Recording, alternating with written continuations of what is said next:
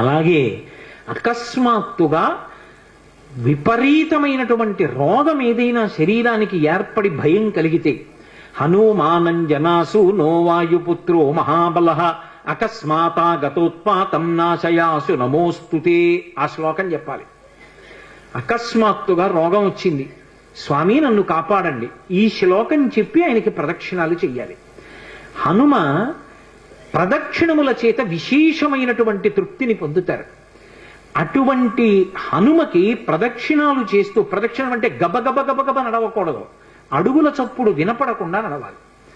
అలా నడుస్తూ ప్రదక్షిణం చేసి ఈ 2 శ్లోకాల్ని అవసరాన్ని పట్టి అనుసంధానం చేయడం నేర్చుకుంటే ఆయన అనుగ్రహంతో రోగాన్ని నివారణ చెయ్యగలిగిన వైద్యుడు దొరుకుతాడు అని దాని అర్థం. ఆయన అనుగ్రహంతో రోగం పోతుంది. 2, ఆయన అనుగ్రహంతో ఎటువంటివైనా, అంటే నా ఉద్దేశం గొంతెమ్మ కోరికలు అని కాదు, నేను అమెరికా అధ్యక్షుడిని అయిపోవాలి అన్న కోరిక కాదు. ధార్మికమైన కోరికలు ఏవి ఉంటాయో వాటిని హనుమ తప్పకుండా అనుగ్రహించి తీరుతారు. అది పెద్దలు చెప్పిన మాట, నేను చెప్తున్న మాట కాదు.